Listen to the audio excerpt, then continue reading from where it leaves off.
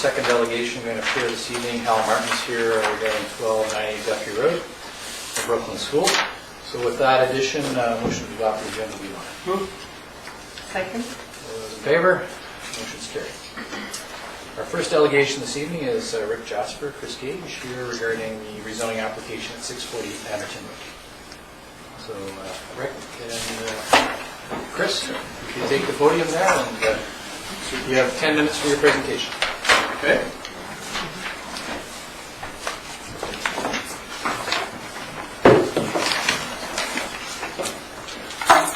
Okay, some different faces around the table here. So my name is Richard Jasper. I'm a designer with an architectural firm in town here called Studio 2009. Our client is Chris Gage, sitting over there. And Chris is proposing to build a storage facility at 640 Anderton in Comox here. The buildings comprise, there's three buildings. I've got to come around here actually. Three buildings in the plan. This building here, which is fronting onto Anderton, which will become a little office building. Main building here, which contains 26 units, and a building to the north here, which contains 10 units. So there's 36 units of storage facility here for boats and trailers.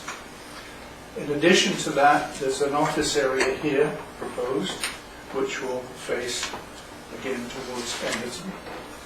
Access to the site will be by means of an easement agreement, which will run continuously around the existing service station. And there will be two entryways, exitways to the facility, like so. The buildings themselves, we're endeavoring here to try and capture the spirit of a residential design so that they don't look like colossal industrial buildings. So the main element, of course, is this roof line, which we've changed in height and configuration. The front of this building here, building B, the larger one, which will have the office space, we're going to make that quite intense. This will be solid timbers with a nice roof detail over the entryways. The little office building on the front will also feature some heavy timbers. All buildings will have these gables. The finishes to all the buildings basically will be hardy plank with stonework around this little office building on the front and some stonework across the front of building B, the larger building. The site area is approximately 71,000 square feet. The colors, as you can see, we're trying to keep the colors, the finishes very, very light to meet the Lee conditions that we're going to endeavor to maintain, which means all of these roof colors here has to be extremely light. The other unique situation about these storage units is that these are 40 foot in depth, these are 35, but they're all 14 feet in height. Each one will have an emergency man door for escape purposes. Let's see what else have I missed here. Parking for 8 cars. Part of that agreement, this easement agreement, will contain 2 parking spots here for the use of the gas station. And we've got additional parking here, and up in here. There's a wash area here, wash down area here in this location for washing boats, trailers. Loading areas, so that when you bring your boat or trailer in, you can park in this area, or this area, or this area, and still keep this flowing clear. So I think that's the essence of it. If you have any questions, I'll try and answer them. Members of council, any questions for Mr. Jasper? Go ahead, Councillor Butcher. Thank you. Just curious, it mentions in the report that we have that there is an art piece that is going to happen, and we got a backup letter from our museum Yeah, good curator, point. so I'm just curious what that was about. Okay. There's a little area designated here, which would be on the corner of this building here, facing Anderton, which is where the owners are planning to put some artwork. And it looks like it's going to be a photograph, right, Chris? It'll be a replica of a photograph that was taken in the early 1900s somewhere in Comox. It might be the livery stable or the main street of Comox, or maybe the wharf. Kind of decide later on, but we've committed ourselves to a 4x8 mural of some sort that will be painted on hardy plank and attached to the building. Okay. Any further questions? Go ahead. Sorry, and just curious, is the intent to strata these units, or is it to be owned and rented out by one? Strata, right? Yes, strata, yes. Yeah. Thank you. Okay. Seeing no further questions, thank you for your presentation. Your matter will come up for discussion later in the meeting. Okay, thank you. Okay, so next delegation is Mr. Hal Martin. We're getting 1290 Guthrie Road. And you have 10 minutes for your presentation, sir. Thank you.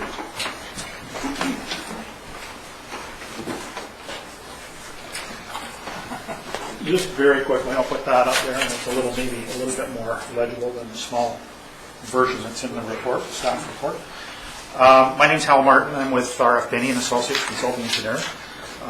We're here representing our client, the School District of Comox Valley, School District 71, and with regard to a development variance permit for a parking lot expansion, effectively at the what is now the Brooklyn Elementary School, the new Brooklyn School, formerly Laszlo Middle School.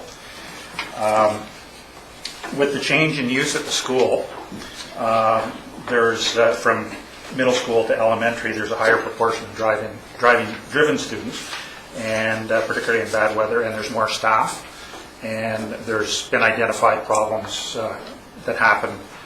The school district recognized that there was probably going to be some issues, and they manifested themselves in January when the school population officially moved over, with some diligent education by the school administration and to the parents. It's been alleviated quite a bit, and the staff are parking on the grassed area to the, I'm going to say, the south of the school. And that's the area that we want to develop a new parking lot in to house the staff, or to accommodate the staff, and leave the spaces at the front of the school for parents and visitors. The layout that you see there it's quite constrained. That piece of property is, because of its nature, the geometry of it is a bit constrained for getting a parking lot in there. But we've worked carefully with staff to fit something in there that's going to get us about 50-odd spaces for the staff, and some overflow for parents as well, I would think, in that as well.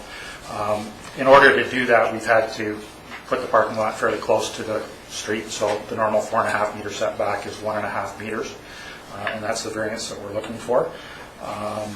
The landscape design's been beefed up in that area, that 1.5 meters, and we've also, with small car spaces and a little bit of ingenuity, created a rain garden area with landscaping, and it'll be a depressed area in between the two banks of parking. So there'll be runoff going into that and infiltrating into the ground, and eventually spilling as necessary into the rest of the storm system. There's also an storm infiltration system for the rest of the parking lot. And so we've tried to address some of the sustainability issues in that regard. The small car spaces allow for that, and if we didn't have that and we didn't have this encroachment at the front, we'd probably lose upwards of 10 spaces, I would think, in that lot. Lighting is going to be done according to town standards, but we're using an induction lamp as opposed to the normal metal halide lamp, and that's a lower energy lamp. School district's part of their BC Hydro Power Smart program that they're doing. They're retrofitting a lot of their lights with exterior parking lot lights with this induction lamp. It reduces the energy use by 40% or something like that, and lasts probably twice at least as long as the normal lamps. I think the staff report outlines things otherwise fairly well. If there's any questions at this point, I'd be happy to answer them. Ian Hesselgrave, the operations manager from the, or director I should say, from the school district is here as well. Okay, thank you, Hal. Is there any questions from members of the council? Councillor Price? I just had a quick question. Where has the gravel parking, I see on your, down at the bottom here, is here, Okay. so that will remain? That remains, yeah. It's off the property. Oh, it is, Yeah, okay. that's the property line there. This is property that, or at least parking that was provided. There's a river, 3 or 4 acres, I don't know how many exactly, but for the For the walk through retail, the, yes, there is an entrance. to the woods there. Thank you. So that would be untouched. Councillor McKenna? I do appreciate there's a need for additional parking, but I do also appreciate that I've heard from the people at the school and also through the PAC that they're encouraging children to walk and to ride the school more. And that surely we all support that as for health reasons and positive reasons, and have less parents coming in cars and driving them, inclement weather aside. So I'm pleased to hear that the schools are promoting that as well. Okay. Councillor Clark? Thank you. I just noticed our new Francophone school in their parking lot have provided a couple of parking spaces for electric cars to potentially plug into. I'm wondering, is there anything in your design that accommodates that? And if not, how onerous would it be to include something like that? I would say at this point, there's nothing in there that would specifically accommodate that. I don't know exactly what the power requirements are, what kind of voltages and that sort of thing. Obviously, we are going to have electricity in the parking lot for the lighting. It's conceivable that if it's compatible, that there might be some opportunities. Obviously, we have to discuss that with the school district and see if that's something that they'd like to do. But it's quite conceivable that it could be accommodated somehow. All right. Thank you. Councillor Price? I just had, and I don't know whether you've seen the letter, we received a letter on our table from a resident. No, I haven't seen it. They are expressing concerns about safety and appearance. Safety and appearance of... Yes, by allowing the variance. That having the 1.5 meters setback, you might be useful to have a copy and have you to comment on that. But I guess they have concerns that by reducing that width, it could cause safety issues. Well, I don't know exactly, as you say, without reading this in detail, I don't know exactly what the concern is, but if they're thinking that vehicles might go back up onto the public sidewalk, if that's what it is, there's two things I could suggest. One, obviously, we're going to have, there is a curb here, there's also wheel stops in each parking space, so it'll be at least 6 inches high with a wheel stop. There's a landscape curb there, but probably about 4 inches just to hold the landscaping. And then we are talking a 2-to-1 landscape slope. There's vertical challenges on this site as well. If you're familiar with it, it has a fairly good gradient from the street down to here. And we had some challenges in trying to fit this all in and get it to grade properly in a rational way. And part of that is there's a slope down from the sidewalk across that boat from the back of the boulevard down into the parking lot at about 2-to-1. So there's probably about a 30 inch or thereabouts rise, which would, I think, deaden most cars. Yeah, unless they're going very fast. Right. And visually, you are adding more landscaping. Yes, yeah. Well, I mean, that's depressed somewhat below the road, this first line of cars, And then there's additional landscaping all the way along here. It's beefed up quite a bit as a result of that reduction. And I think staff was comfortable with the... Go ahead there, Mr. Planner.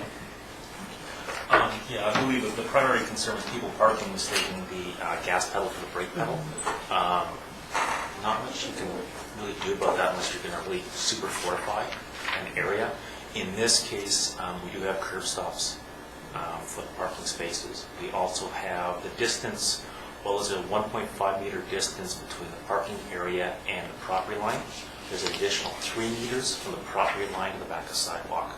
So there is a 4.5 meter separation between the parking area and the sidewalk itself. Thank you. All right, any further questions? Seeing none, your matter will come up on the agenda shortly. Thank you.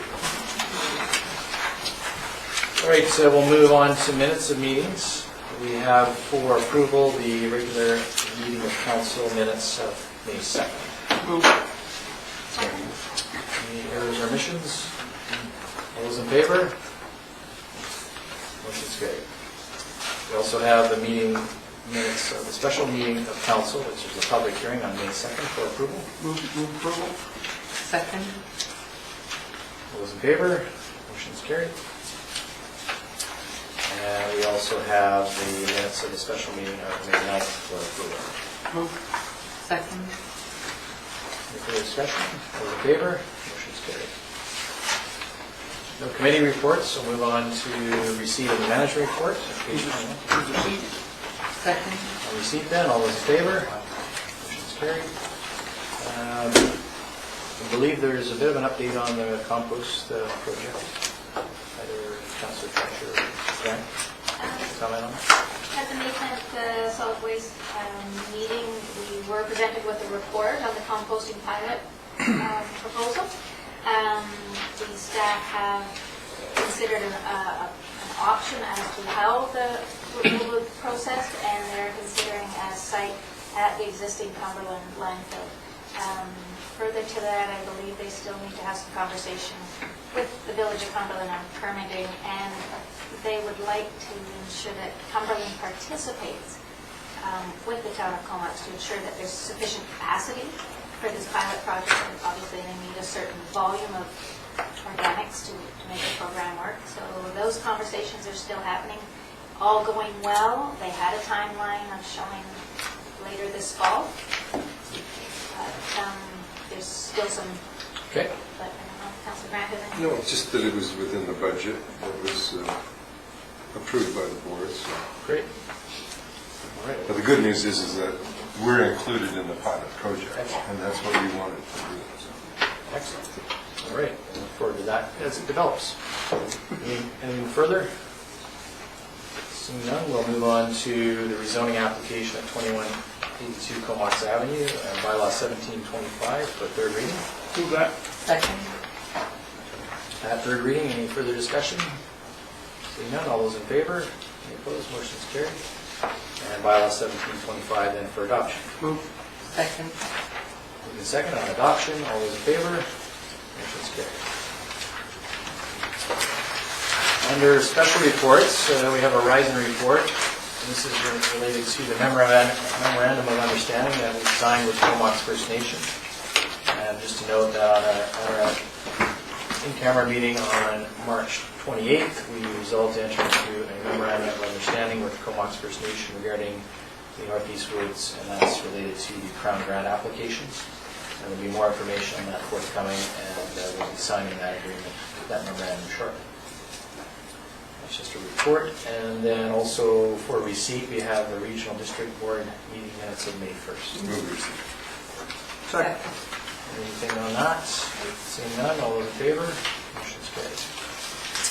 So that moves us on to new business, page 39. A report from staff regarding the Lazo Foreshore Protection Grant application, and a recommendation that the grant application to the UBC on gas tax agreement to be submitted for consideration under the General Strategic Priorities Fund in order to build a multi-use path and ensure bank protection along a portion of Lazo Road foreshore. I'll move that.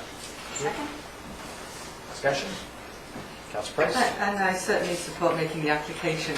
Just to reiterate, there is a lot of concern about riprap, and when it came up at the Environmental Council, a lot of concern, and someone pointed out that in Campbell River, I don't know the reasons, but in one area they've actually removed riprap. So I hope we're going to explore all the options when we come to the plant protection part of it. Yes. I imagine staff will take that into consideration.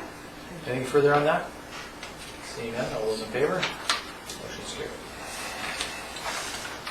Then at page 41, we have the rezoning application RZ 11-16 and development permit application BP 11-14. It's 640 Anderton Road. That's what we heard delegation Mr. Jasper on here earlier, and staff are looking for a council resolution to refer this to the Town of Comox Advisory Planning Commission. I'll move that. Second. Moved and seconded. Any further discussion at this time? Seeing none, all those in favor? Motion's carried. So Chris and Rick, that'll be forwarded to the Planning Commission. Your earliest opportunity.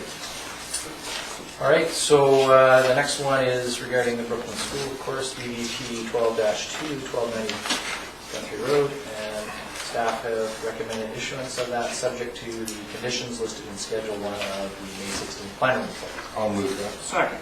Moved and seconded. Any further discussion at this time? Councilor Fletcher? Chris, through the chair to that, are we considering any electric car plug-ins at any future parking lots? Is that something that we're going to have on the radar, or? Yes, currently we're doing it through the rezoning process and on multifamily projects. So essentially apartments, because townhouses, I mean, the primary aspect is that from what we can tell right now, that they have a 220 cable connection. Most garages have at least a 110. That shouldn't be too difficult to change over. But it's the apartments that we're really worried about in terms of getting that underground wiring and conduit. It's relatively cheap during the construction phase, but afterwards it's very cost prohibitive. So on 1829 Beaufort, it's under construction right now, so we do have some electric plug-ins, 220 volt plug-ins for that one.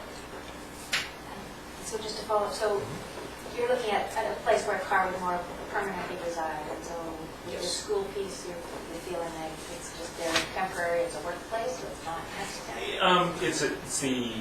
We're initiating this. It's just sort of a new initiative in terms of requesting this. We're going for the sort of biggest bang, simplest thing, which is the residential, so they can plug in their vehicles on that. You get into, well, the cost, the actual electricity cost will be quite low. On this particular application that we're dealing with, the variance and any conditions that we do put forward would have to be tied to the actual variance. So it would be very difficult for us to justify a reduction in the front setback in any way needed to wiring of the vehicles. So we're limited in that aspect. We have a lot more discretion. Thank you for that. I know that the new Discovery Center currently has those plugins. There is one there, yep. Yes. So it is something on our radar screen. All right, any further? Seeing none, all those in favor? Motion's carried. Okay, so that brings us to page 83, and this is to do with the Canadian European Union Comprehensive Economic Trade Agreement negotiations. And Councillor Price has given notice of this motion. I won't read it all. Oh, come on. It's not one of the, what they call five-star resolutions at UCM, but essentially what this resolution proposes is that the town of Comox request essentially consideration through the FCM as well as through the BC government of clear permanent exemption for local governments from CETA, as it's called. And I'll let Councillor Price speak to it if you care to move it, and then there's a second.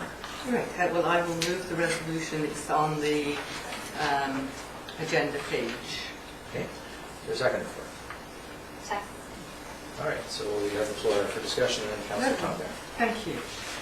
So this resolution supports UBCM's policy position, which is to seek an exemption from CETA for local government.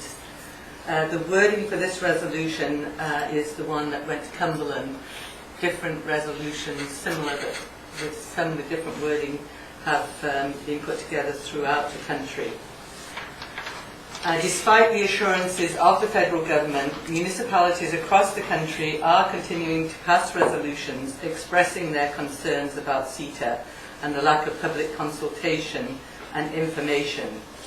And just recently, May the 10th, Victoria passed a resolution, the Victoria Council, and London, Ontario and Seychelles passed resolutions at the beginning of this month. CETA is close to being finalised.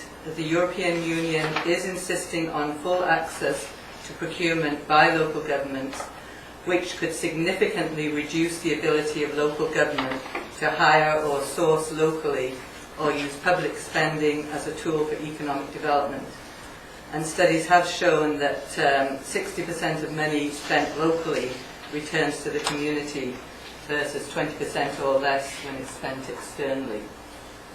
There are also major concerns about privatization of drinking water. The two biggest private water utilities in the world are European. At the very least, drinking water must be fully excluded from the agreement. And there could be many other areas, for example, public transit, healthcare, education, amongst others, which should be protected, but which the provinces have not carved out of CETA. By passing this resolution, we can join with other municipalities and local government bodies in requesting the BC government, in the BC government disclosure, to request the BC government to disclose what it is putting on the table, explain the impacts CETA would have on municipal government, and give local governments the freedom to be exempt. Great. Councillor Tom Grant. Well, in light of this announcement by the president of FCM, Barry Baranovic, following the commitment by Minister Fast to protect the municipal interests in CETA, I'm just wondering if, this is almost redundant. FCM is quite satisfied that the 7 principles on international trade are respected, and these are the ones that were requested by FCM. Why are we putting this forward to FCM when they're already satisfied with what the minister is doing with respect to CETA and the municipalities? So I just think if we would have done this 2 months ago, it might have had more relevance. But today with the announcement, it's not today, I don't know when Minister Fast's announcement was, I think it was late April. But, it just doesn't, I don't think it's going to have any effect. I think FCM is quite satisfied with what Minister Fast is doing, and I think we're wasting our time. Okay, Councillor Price. Yes, well, passing a resolution is never a waste of time, and obviously other communities share my view that the needs of local government have not yet been met, and UBCM is still following it. So on the basis that for the sake of sending a resolution and putting our message out there, my understanding is that there has not been a satisfactory agreement reached yet, and those main sticking points have not been covered. So I know, the federal government would like us to believe that there aren't any problems, but that is certainly not my opinion. So I certainly cannot see that this can do any harm, and as I say, we're joining other local governments, just recently Victoria, who are passing on these concerns. Okay. Councillor Tom. Well, I just want to quote from the president of FCM, who we're sending this resolution to, and he says, "The Federation of Canadian Municipalities applauds today's commitment by International Trade Minister Ed Fast to protect municipal interests in the CETA deal and in future trade agreements." That's all I'm saying, that FCM is already satisfied that we're being protected by these 7 guiding principles on international trade, and they're being respected by the minister in his dealings. So, just seems redundant, that's all. All right, Councillor Kendrick. Well, and it seems to me that one of FCM's functions is to bargain these kinds of things on our behalf. And I think that for us to try and enter into that negotiation from afar without nearly as much information as these people have is probably doing a disservice to what they're trying to do.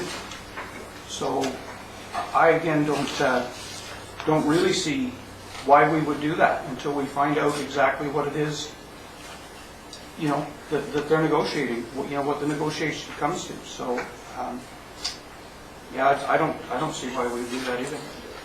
Just to clarify, I don't think FCM is actually involved in negotiations, it's more of a lobby group, No, but but they're certainly involved. they're taking our concerns to that group. And it may be that this topic will be discussed at the upcoming FCM, which is in 2 weeks' time. I know myself and both Councillors Grant are going, so there may be information from that, but further discussion may ensue here tonight. So, any further discussion? Yes, go ahead. Well, as Councillor Price has indicated, it's a letter, it's not something costly to us. It may further support the minister's intent that he is on the right track. It may further reiterate to the FCM that we are concerned and that they should continue to do the good work that they're doing. So I don't see any harm done, and in fact, it may be a very valuable addition. So I look forward to it. Well, I guess I don't see it as just a letter, because right at the bottom it says, the government of British Columbia negotiate a clear permanent exemption for local governments. We're asking out. So that does have quite an effect. So I would question where you think it's just a letter. I don't see that. I think it's a little more permanent than that.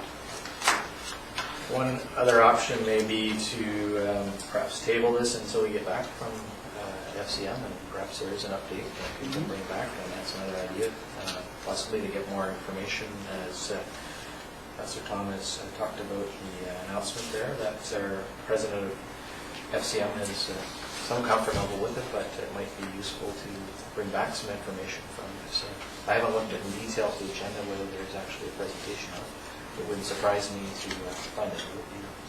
Study session. You willing to make that motion that we table till? Move to table until after UBCM, so that would be in order. Is there a second to that motion? I'll second. Thank you. All right, just so that would be the first meeting in June. I think it's the 6th. Somewhere around there. First council meeting after we get back from FCM. So, any further discussion? Really none on the table motions. So, all those in favor? Motion is carried. So, bring us back to the table the next opportunity after. Thank you for that. Okay, so moving on, correspondence. We have 2 letters. One from Graham Bruce from the Island Corridor Foundation. He's requesting endorsement of their grant applications to both the Island Coastal Economic Trust and the Capital Regional District for the just short of $5 million they're looking for. So I would move receipt and that we grant him his endorsement. For second? Okay, discussion? I'll just add that, from my recollection, there isn't that much money left in the Coastal Economic Trust, so they might have tapped it out if it's in fact granted, but we'll see what happens. That may be an option, and no doubt that'll come forward for discussion at the Island Coastal Economic Trust. So I think they have somewhere around $4 million left. So it'll pretty much use up all that. Current cap on that fund is $400,000, so it would require a special consideration for sure. But it is probably a natural for that trust. We'll see what happens. Is there any further discussion? Seeing none, all those in favor? Motion is carried. And then we have a letter from the Canadian Association of Municipal Administrators in recognition of our CAO's Lawn Service Recognition Award, otherwise known as the Sucker for Punishment Award. Come with a gold watch. So I'll move receipt of that, and congratulations. Thank you. Is there a second for that? Okay, all those in favor? Well done, CAO. Thank you very much. All right, so we'll move on to reports from members of council. We'll start with Councillor Thomas. Well, yesterday I attended the Comox Valley Water Committee meeting and the regional board meeting. And that's pretty much it since the last time. Councillor McKenna? Yes, I attended elected officials emergency response workshop in Powell River. It was quite interesting being there and seeing how different municipality and their sister communities work together. I attended the Community Justice Center board meeting this past week, and on Saturday attended a very nice Destair Center Seniors Pancake Breakfast and Book Sale and made several purchases. I would like to put that on record.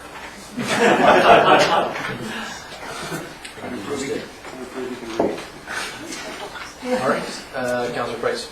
I attended the Social Planning Council AGM, and there was an interesting presentation by the Executive Director of the Victoria Community Social Planning Council, Rupert Downing, and their 4 key priorities are community economic development, housing affordability, poverty prevention and reduction, and sustainability. I attended the Comox Valley Environmental Council meeting. I attended and helped run the Friends of Comox Valley Forest Reserve AGM, and I attended and chaired this morning the Wildlife Management Area Co-Management Committee, and I also attended the Regional District Committee of the Whole yesterday, as I will be Councillor Fletcher's alternate at the board. Councillor Swift. I attended the emergency response seminar for elected officials in Parksville, and I also attended the Filbert Media event, which is the opening of their summer season, which occurred last Friday. It was great weather and a great event. And I attended the Friends of Lazo AGM last night. Councillor Fletcher. Thank you. Simply last night I attended the public hearing that followed our regular meeting on May 2nd. May 6th I attended the Open Heart Society walk. It's a society that is raising money for cardiac care for St. Joseph's Hospital Foundation. And they raised about $5,000 for that campaign. Attended our special meeting last week to approve our financial plan. And last Thursday attended the regional solid waste and the hospital board meetings and reported. Councillor Thomas there too. And again, the composting pilot project is still cooking away there, so stay focused on that. Again, I attended the Filbert Heritage Lodging Park Association season opener. They celebrated all their events that they're forecasting for the season. It's very nice. And yesterday there was the water committee and the committee of the whole at the regional district. Thank you. Okay, great. So Councillor Kennedy.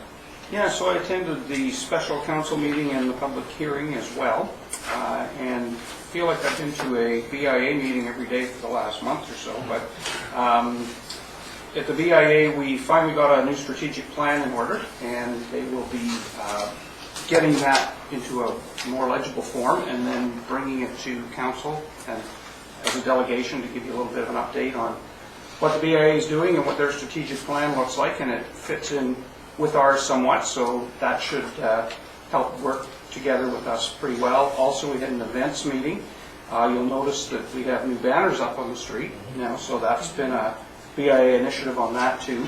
I also attended a hoteliers meeting where the hotel tax was back on the table, and that's closer than it has been in the past, so there was lots of good discussion around that, and lots of people looking at it in a different light now than maybe they were in the past, so that was a positive meeting.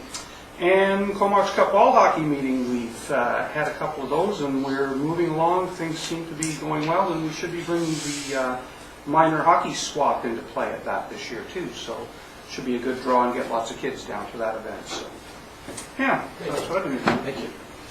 I'll report on my Goings on the last couple of weeks at the request of John Watson Economic Development. I met a couple from the Netherlands that he met on one of his trade missions who are looking to possibly relocate to the Comox Valley, a lawyer and medical specialist couple, and talked to them about the opportunities here in the Comox Valley, and Comox particularly. Also participated in the opening remarks at the 78th Annual Western Regions for Optimists Conference, which was hosted here at the Best Western. Attended the announcement of the Fish and Game Club on the Living Rivers Trust grant that Minister Don McCrae was instrumental in arranging. Battle Atlantic service here at the Marina Park Cairn was held a couple Sundays ago, and a Legion reception followed. Media launch for the Motorcycle Ride for Dad, which is the prostate cancer awareness and fundraising program here in the Comox Valley. That will take place on Saturday, June the 9th. It was our turn to host the Mayor's Lunch Meeting, and Mayor's Baird, myself, and Jangula discussed areas of common interest. I do believe that Mayor Jangula is now in Penticton participating in the Mayor's Caucus, the inaugural meeting of that, so I'm sure we'll hear more about that when he gets back. The Philbert Festival reception, as mentioned, also participated at the M&M Meat Shop's charity barbecue for Crohn's and colitis. It's been something that's happened up here in Comox for the last number of years. And threw out the opening pitch at the Masters Baseball League opener last Sunday. And I'd like to say it was right down the middle, but it wasn't. Didn't make it. It did make it, and it was a good warm-up for my pitching performance last night. Well, sorry, and the public hearing and special meeting as mentioned. So that's my report. Are there any media questions at this time? Okay. Any questions from members of the public? Okay. So we have no further items of business. A motion to adjourn would be in order. Move. All in favor? Motion carried. And we'll